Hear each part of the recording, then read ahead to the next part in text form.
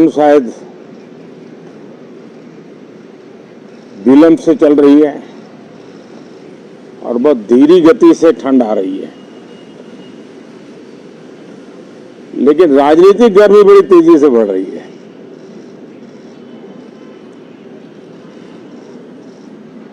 कल ही 4 राज्यों के चुनाव नतीजे आए हैं।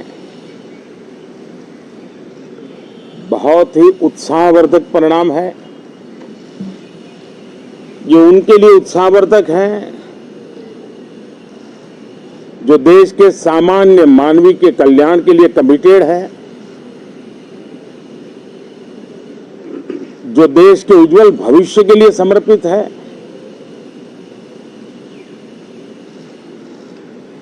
विशेषकर सभी समाजों की, सभी समूहों की, शहर और गांव की महिलाएं, सभी समाज के, सभी समूह के, गांव और शहर के युवा,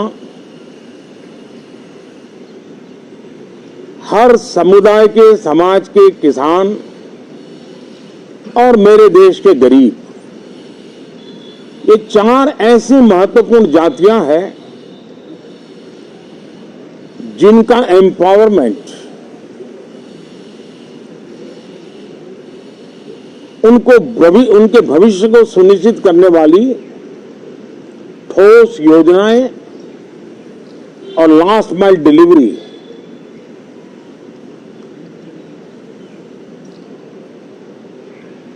इन उसूलों को लेकर के जो चलते हैं,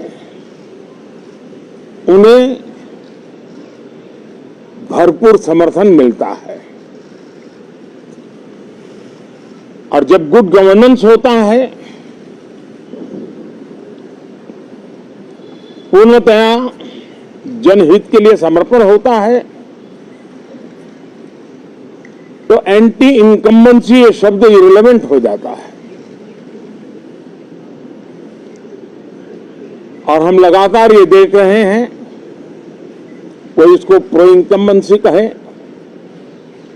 कोई इसे गुड गवर्नेंस कहे, कोई इसे ट्रांसपेरेंसी कहे, कोई उसे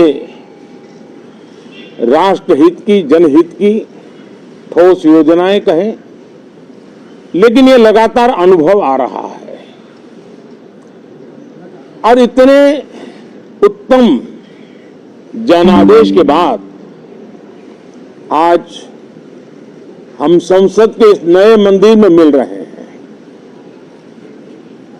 इस संसद भवन के नए परिसर का उद्घाटन हुआ, तब तो एक छोटा सा सत्र था, ऐतिहासिक निर्णय हुआ था, लेकिन इस बार लंबे समय तक इस सदन में कार्य करने का अवसर मिलेगा। नया सदन है, छोटी मोटी अभी भी शायद व्यवस्थाओं में कुछ कमियां महसूस हो सकती हैं। जब लगातार काम चलेगा, सांसदों और विजिटर्स को भी, मीडिया के लोगों को भी ध्यान में आएगा कि इसको जरा अगर ठीक कर लिया जाए तो अच्छा होगा। और मुझे विश्वास है कि आदरणीय उपराष्ट्रपति जी और आदरणीय स्पीकर महोदय के नेतृत्व में उन चीजों की तरफ पूरी तरह निगरानी है।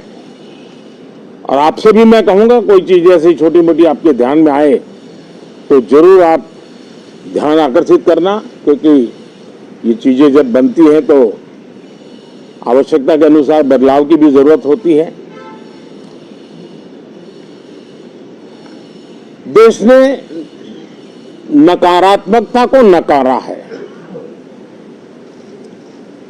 मैं लगातार सत्र के प्रारंभ में विपक्ष के साथियों के साथ हमारा विचार विमर्श होता है, हमारी मेन टीम उनसे चर्चा करती है। मिलकर के भी सबके सहयोग के लिए हम हमेशा प्रार्थना करते हैं, आग्रह करते हैं। इस बार भी इस प्रकार की सारी प्रक्रियाएं कर ली गई हैं और आपके माध्यम से भी मैं सार्वजनिक रूप से हमेशा हमारे सभी सांसदों से आग्रह करता हूं,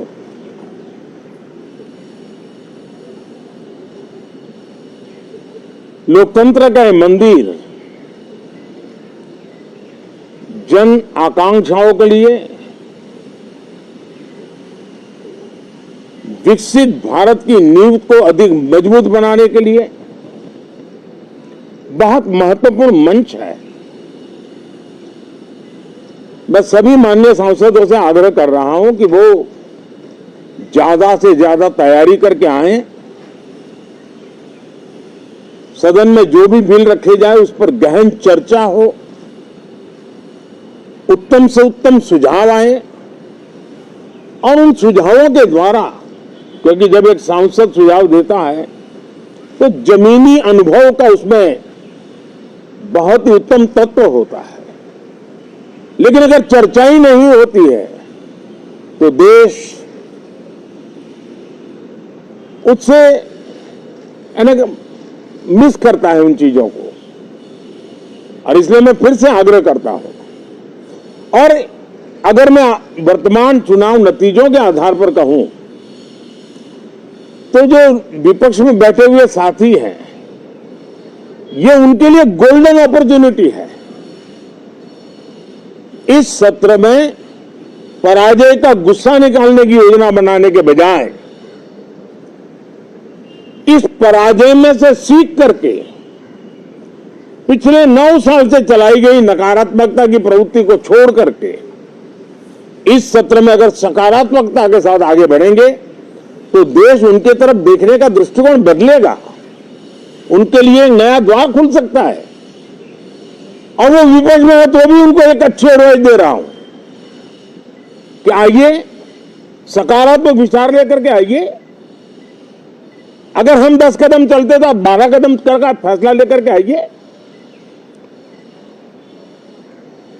हर किसी का भविष्य उज्जवल है, निराश होने की जरूरत नहीं है, लेकिन कृपा करके बाहर के पराजय का गुस्सा सदन में मत उतारना। हताशा, निराशा होगी, आपके साथियों को आपका दम दिखाने के लिए कुछ न कुछ करना भी पड़ेगा, लेकिन कम से कम लोकतंत्र के इस मंदिर को वो मंच मत बनाइए। और अभी भी मैं कहता हूं, मैं मेरे लंबे अनुभव के आधार पर कहता हूं कि थोड़ा सा अपना रुख बदलिए, विरोध के लिए विरोध का तरीका छोड़िए, देश हित में सकारात्मक चीजों का साथ दीजिए, अच्छी उसमें जो कमियां हो उसकी डिबेट कीजिए। आप देखिए देश के मन में आज जो ऐसी कुछ बातों पर नफरत पैदा हो रही है, हो सकता है वो मोहब्बत में बदल जाए, तो मौका है, ये मौका जाने मत दीजिए। और इसलिए हर बार मैं करबद्ध प्रार्थना करता रहा हूं कि सदन में सहयोग दीजिए। आज मैं राजनीतिक दृष्टिकोण से भी कहना चाहता हूं कि आपका भी भला इसमें है कि आप देश को सकारात्मकता का संदेश दें, आपकी छवि नफरत की और नकारात्मकता की बने, वो लोकतंत्र के लिए अच्छा नहीं है। लोकतंत्र में विपक्ष भी इतना ही महत्वपूर्ण है, उतना ही मूल्यवान है और उतना ही सामर्थ्यवान भी होना चाहिए। और लोकतंत्र की भलाई के लिए मैं फिर से एक बार अपनी ये भावना को प्रकट करता हूं। 2047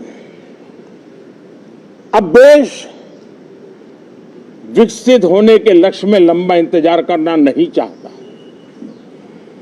समाज के हर वर्ग में यह भाव पैदा हुआ है कि बस आगे बढ़ना है। इस भावना को हमारे सभी माननीय सांसद आदर करते हुए सदन को उस मजबूती से आगे बढ़ाएं, यही मेरी उनसे प्रार्थना है।